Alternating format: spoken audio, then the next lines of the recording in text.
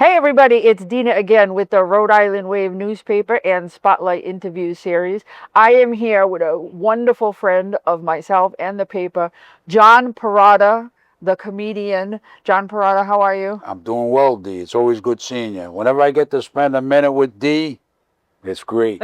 You're one of my great friends. I enjoy your company. You know, one of the great rewards of having started this paper was getting to get to know you and become friends. Yeah, you're a great person. And let's just do a little recap for those of you who don't know. We have done a couple stories on John. John does have a column in the paper called Funny Talk with John Perrotta, where he interviews a local comedian that is in the Rhode Island area every month. And we do that, and he advertises his shows. Comedy Factory RI is actually trains comics. Yeah, we have a comedy class. We just started last night, the $200 comedy course. We had 14 students, so we do that once a year. And it's actually, I call it now John Perrotta's Comedy Factory, but the website's comedyfactoryri.com. And we put shows together, mostly a lot of dinner shows. We get an older audience. Right. I'm 67 now, so we get the 50, 60, 70, 80, 90-year-old people, sometimes 100, but we get them, Listen, there's nothing wrong with an older audience who's actually going to come to your venue and have a nice meal along with a couple of cocktails and, leave at a decent hour. Yeah, we do mostly dinner shows, and they go well, like Lemongrass and Carriage Inn, Kello's, and Lorenzo's in Middleborough. We do Massachusetts, Connecticut. Right. So we're a traveling comedy club. A lot of people call me, where's the Comedy Factory? The Comedy Factory's in my basement in my office. Right. Comedy Factory. You are the Comedy Factory. Yeah, I am. You're literally making new comics. Wherever I am or the comics are, that's where the Comedy Factory is. And we bring the show to you. That's wonderful. If you got a party in your house, you got a fundraiser, you got a corporate event, you want a dinner show in your restaurant, we bring it to you. And that's where the Comedy Factory is for that time. That's wonderful. Yeah. And we'll have the website listed so people can get a hold of that. But you were always, was it your full-time job all the time? I mean, unless you had two full-time jobs, but you had you were in the Navy. I was in the Navy from 76 to 80, and that was quite an experience. I went to 25 countries on one ship in a 3-year period, the USS Arthur W. Radford. It was quite an experience. And, back then I had 4 buddies. We dubbed ourselves the boys. We called ourselves the boys. Oh, that sounds like trouble. We all had pretty bad drinking problems, but then it was fun. Right. And we went, and we just went all over Europe, and I was in by the pyramids, and just all over the world. It was quite an experience. Right. I didn't realize it then, but I look back now and think, here I am on a camel in a desert. Who the hell's a kid from Cranston going to be in a camel in a desert? It's not going to happen. Well, it happens. Once in a while it gets hot on Reservoir Ave, but it's not a desert. Not a desert. So then you got a full-time gig in Rhode Island at the boys club. I started in 1981. I started on-the-job training as a correctional officer at the adult correctional institutions. Said I'll be here for about a year. I thought to myself, and then you have kids, you get married, this and that. Next thing you know, you got 10, 15 years. You got to go stay in for the pension and the benefits and the health care and all of that. So I just stayed 36 years. Wow. 36 years. It was quite an ordeal. I tell you, I miss a lot of the guys I worked with, a lot of the guys and girls I worked with, but I don't miss being in the place. It's a tough place now. The guys that are out there, they say we work the toughest beat in the state. It's a tough job, and I give credit to all the guys out there. I tell them stay safe. All my friends that are still, a lot of them are retired, but the guys that are working there say it's not an easy job. It's not an easy job. No, I can't imagine. So for a long time you had your double life where you were doing the comedy at night and comedy at night, working during the day as a correctional officer, and then I had different addiction problems that sprang up. I had for a good part of my life.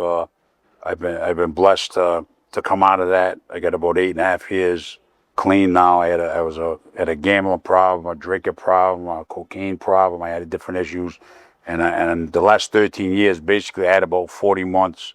I had a 3-month bender that was awful. and now I have about 8.5 years. The last 13 years, I only had about a 3 month, and I don't want to have a. God took the urges from me, and I hope He keeps them away from me because I don't ever want to go back Right. to the life. I got a great life today. I got my Right. kids in my life. I remarried my wife. A lot of people with addiction problems don't get their families back. They Right. lose them, and that's it. Right. And I got my family back, and I got a great life. The comedy's going great, and I got a good life. I don't want to go back to those addictions. No, They take your life. They do. And so what made you decide to write a book about it? Well, my son Dave Perrotta became a best-selling author.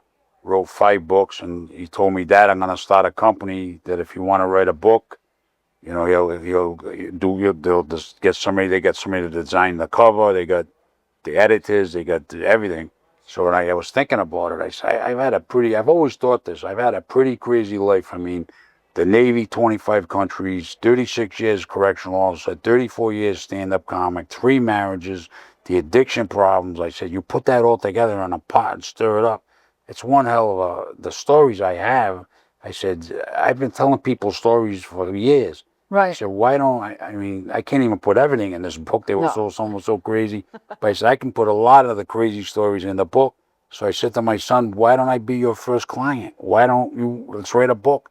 And so my son interviewed me for a number of hours, and they put it together. They edited it. It's all my talking, and it went into the book, and it just became. It's on Amazon. There's over 200 reviews. Everybody that's read it, friends of mine and people I know, they've come. I had a guy come up to me at the show the other day. He said, "How are you still alive? What a book!" And right. And I talk about my wife Terry, her double lung transplant, and he talked to her like it's amazing. Like it's about her story too, what we went through as a family, and how we were separated and divorced and got back because of her illness, and how I straightened myself out, and all the crazy stories that happened.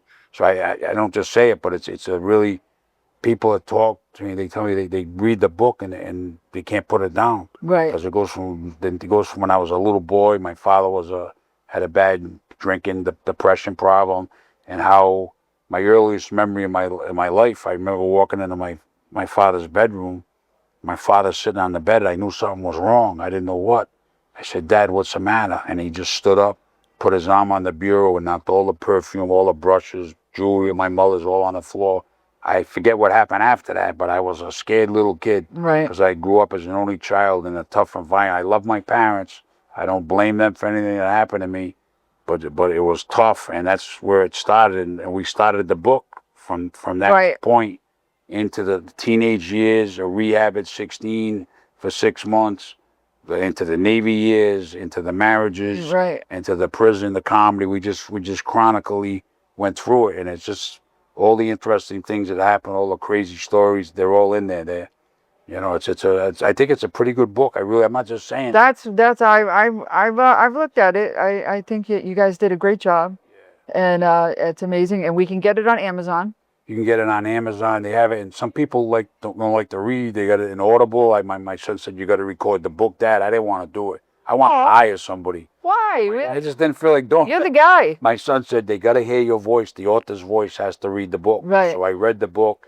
He came home. He set me all up with the equipment. I read through the whole book, and we have it on Audible, Kindle, paperback, hardcover. It's also for sale on the TikTok shop, and it's selling well. And where I really am blessed, I sell them at my shows. I was going to ask. So I go to the comedy shows, and then at the end of my act, I just tell a little bit. I wrote this book about my addictions, and I hope it inspires people. Right. And also family members, not just people with addictions. I had a comic's mother buy the book. She told me her brother died of alcoholism, and she said she didn't understand. Right. And then she read the book, and I saw her a couple of weeks later at a show. She came up to me. She said, I read your book, and now I understand my brother's addiction, what he was fighting. A lot of people don't understand addiction. People don't understand. They don't understand. That's a whole different world. Well, people don't understand the sickness. It's hard. People don't try not, But you're here to enlighten them a little bit. I'm blessed. A lot of my friends are no longer here. I can name names. I could count people. How many are gone? So tell us, what are you going on for upcoming shows where we might be able to get this book? Oh, for shows. I got I got a lot of shows. We got 3 New Year's Eve shows. Oh my We goodness. got 3 at the Carriage Inn in North Kingstown. We got River Falls in Woonsocket, Bella Restaurant in Burrillville. I'll be at Bella Restaurant in Burrillville. That's going to be a great night. DJ, the whole 9 yards. And I'll be selling the book there. And we have Lemongrass coming up. We do it all you can eat, all you can laugh dinner comedy show. We got Frank Santarelli, was the bartender on The Sopranos, hilarious, Boston headliner. He's going to be there October 23rd. I sell the books after the show. And I sell 5 or 10 books, some of the shows. And, That's you know, it adds up. My son and I are partners. And, you know, I didn't write the book to make money. I really wrote this book to inspire people that are really down and hit bottom like I did. I hit many, many bottoms and kept getting up. That's the thing. You can't quit. I kept getting up, Right. kept getting up. And I wrote the book to inspire people. And even people like my wife had the double lung transplant that may have a health issue. I battled cancer. So there's a lot in the book about life and how to fight it and overcome things. Right. That's why I wrote the book. That's wonderful. It's kind of like my son said, this will be your legacy. You'll be gone and you kind of told our family story. It wasn't pretty. He's not going anywhere anytime soon. Yeah, so. but it wasn't a pretty story. No. It's heartbreaking, it's hilarious, it's sad, it's funny. I've had people tell me on the same page they cried and laughed. Right. There's a lot of heartbreak in it. There's a lot of good things in it. But it's life. That's life. Right. That's real life. That's real life. It's a real life story. There's no, I didn't pull any punches. My childhood, you know, tough. I got molested when I was a child. And stuff I get into that happened to me. It just... No, I agree. I didn't have a good childhood either. People think that kids are resilient, but they're just good at denying the problems until they come up sideways later. Yeah, it was a tough... I came up in the 70s, and when I was 14 years old, I was introduced to alcohol, gambling, drugs. My friend's father was a bookie. We started gambling. I lost $1,000 one week. I didn't have the money. The bookies, they overheard and they said they want to break Perrotta's legs. This kid doesn't have the money. So my father had to talk to the bookie. You shouldn't be taking bets off a teenager. Right. So they worked out a deal. So we gave him $500. They took a loan out for me. I was a teenager with a $40 a month gambling loan. Oh my God. You know, the stuff I went through was all heavy. Looking back, it was heavy stuff. Right. It was heavy stuff. No joke. What I went through was no joke. Right. Like I got into comedy later, but I always had my sense of humor. And that's why we titled the book, My Sense of How Comedy Saved My Life. Yeah. Because my sense of humor in the darkest of times was always there. And I could always look at a side of it and make light of it as hard as it was. And that kept me going, my sense of humor. Wonderful. Yeah. It's very important to have a sense of humor. Well, I'll tell you, I've been to quite a few of your shows, and when you get up there, he fills a lot of space, takes up the whole room, and very funny stuff. People got to come up with funny places where they say they work. I don't want to give it away. I asked the girl at a show, a woman, I said, what do you do for work? She said, I'm a patient navigator. I said, a patient navigator, does that mean you're standing there with a GPS in the hallway of the hospital, you're telling the guy in the wheelchair, okay, go, turn right into room 3, turn right into room 3. I said, what's a patient navigator? I did about 10 minutes on this woman. The whole place, they just all dying laughing. Yeah. Who heard of it? What is a patient navigator? Yeah. Like, I don't even remember what she said it was, but we had a ball with her. We just really made fun of her, you know? So when you go to a show, sit up close. Yeah. And get his attention. If you're up close, you could be in trouble. Yeah, but you always have fun with him. I have fun. It's a good nature, way. I don't do it to be mean to people. We have. If I everybody's getting upset, I get away from them, you know. But everybody's having a good time. That's what it's all about. That's what it's about. We need that. We need more of that. We need to be able to chill out and have a good time. Laugh. They say always said laughter is the best medicine, and it really is for me. It really is, and I believe the shows I put on help you. I had a woman come up to me. I did a show at the Bonnet Shores Beach Club a couple of years back, and after the show, she walked up to me. She said, I really needed to laugh like that tonight. I've been going through some stuff, and she started crying and walked away. Aww. But you know, that touched me, and it made me realize what I've realized as I've gotten later in my comedy career, what I do and what comedians do is important. It is important. Because you don't know who in that audience maybe had lost a family member, maybe he's battling cancer, whatever they're going through, you don't know. Right. You don't know what they're going through. And if you can bring them laughter for that hour, hour and a half, it's big. It's big. You don't realize it, but I realize it now because I've been doing this 34 years. I used to think, I'm a comedian, it's a joke. It's no joke. No. What I do, I feel is it's good for mental health. It's good to help Absolutely. people. I really believe that. I really, I should get a therapist rate for what I'm doing. I should get a raise. There should be a comics union. Tell the Governor McKee, let's have a comics union. There you go. Make us laugh. Make us laugh. All right. So if you want to find out where to see your shows, you can pick up the issue of the Rhode Island Wave. You can go to comedyfactoryri.com. Yep. And you could go to his show and buy his book.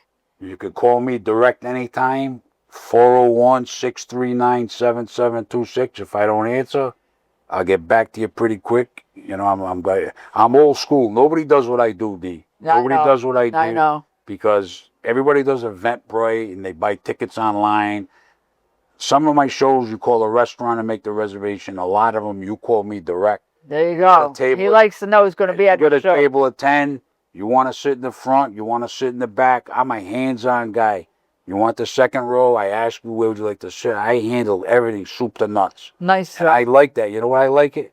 Keeps me busy. Yes, As a compulsive person with addictions that are in recovery, I need to be busy. Oh, yeah. You got to fill that hole. Yeah, the worst thing for me is to not be busy. Right. And when I wasn't busy when I was younger, then I got into gambling, then I got into drugs, then I got into drink. I have to be a busy person. You know what I mean? Wonderful. I really do. I think it means a lot. Any addiction, you got to stay busy. Sure. You got to fill that. You can't just have a void. I used to walk in a bar. I worked in McShawn's Pub in Cranston when I was on third shift at the prison. I walked in 11 in the morning. At 10 o'clock at night, I decided I'm going to call in sick. And I walked out of the bar at 1 in the morning. I was there for, 12, 14 hours. I mean, I got drunk, sober, like 5 times in the same day. Oh, boy. I walk in a bar, literally, I didn't know when I was going to leave. I didn't know when I was going to leave. Right. When I went to the casino, I didn't know when I was going to leave. Yeah, it is a nasty compulsion, and people who don't have it, and good for you. And if you do have it, it's like falling into quicksand. It's terrible. You know what? I'm not happy that I had the addictions I had, but I'm happy I found my way out of them. Yeah. It wasn't easy. It's No. not easy. To get to the point that I'm at today, it's not easy. I worked with the same therapist. I worked with him for years and years and years. And he's retiring next April, so I got to find a new therapist. So if there's a therapist out there that can talk to me once a week and they call me up, we'll make you laugh and we'll talk therapy. There you go. I'm a comic without a therapist. For now, you still have one. So you got a little time to get a new one. Crazy. Well, thank you, John. It's been a pleasure. Is this it, D? I mean, I'm ready for another 3 hours. Oh, you really? I want to do like the Jerry Lewis telethon. I want to just stay on and we'll talk to midnight tonight. I don't want this to end. I love hanging with you. Oh. You know, you're just such a great friend. I love you, The brother. Rhode Island Wave has been instrumental in helping my business. The ad I put in, we put 6 or 7 flyers in it of our shows. People pick it up. They tell me, hey, I saw your column in the Rhode Island Wave. I read it. It's good. They say, I ask people, how do you hear about the show? I saw it in the Rhode Island Wave. So teaming up with you, D, has really been great, D, and it's helped me a lot, my business. Thank you. I recommend the Rhode Island Wave. People pick it up in markets and all kind of places, and I get a lot of people that tell me it's Rhode Island Wave. So that's why I stick with you. You know, if they stop calling, then I'm going to leave that's it. it. That's it. Then we're going to go from a full-page ad to a pinhole. Well, I don't think that will happen. I love the Rhode Island Wave. It's actually more popular than ever. It's so very I'm very proud of that. It's very popular. You've done a phenomenal job with your staff of one, you. D, we got a staff. I'm part of the staff. I write a column. You do. Listen, all of you all that send in your columns every month. You know, I appreciate I enjoy it. doing it. It's like, sometimes, the month goes on, geez, I got to do the interview. I'm kind of tired. Who am I going to interview? And this month coming out in October, I have the Roy brothers, Rob and Matt Roy. Yes, they already sent their pictures Yeah, in. 2 great young comics. And I've interviewed Lenny Clark and Tom Carter and you know, some of the bigger acts. I've interviewed the new guys. I've gone to the open mic and interviewed the new comics. I headliners. I mean, I don't just, we help the new comics, the veteran guys. We spread it around so everybody. Right. And it's a big deal when you're a new comic and you get a story done in a paper. Right. That's a full page interview. It's a big deal because I'm telling you, when I first started getting in the paper doing comedy early on, it was a big deal. So I know what we do, what you let me do. Yeah. It's an honor what you let me do to write this column. That's a big deal for these. It's one of the things that I enjoy the most is helping people feel good. So I enjoy, and I like doing that through you guys and through the stories that I do myself to help people get some exposure when they need it. You know, a lot of times by the time, you know, we had a lot of people go through us and then they're going to get on the road show and then they're going to get on the, you know, in other papers. But we like to try to give them that step up from out of nowhere to start and to get into the... Great, it's a great thing what you did Yeah. putting this paper together. I absolutely, I'm on board all the way. I love it. And I'm thankful for the opportunity. I had the idea. I came to you. You said, sure. You named the column. I couldn't think of a name. You named the column, Funny Talk with I John did. Perrotta. At first, I was like, I don't know, do I like that? And then, you know what? I love it. Yeah. I absolutely love the name of the column. It's cool. It's cool with it. And I'm proud of the column. I'm proud of the work I do for you. Yeah, it's a great body of Said, work. I'm on it to work for you. And or if you go to our website, rhodeislandwave.com, and you can pick up the back issues, and all of the back issues, you can read all of John's column for the last 4 years are right there. Wow, that's cool. It's very cool. Yeah. That's it, D. What else we got? That's it. Well, it was great having you on, brother. Oh.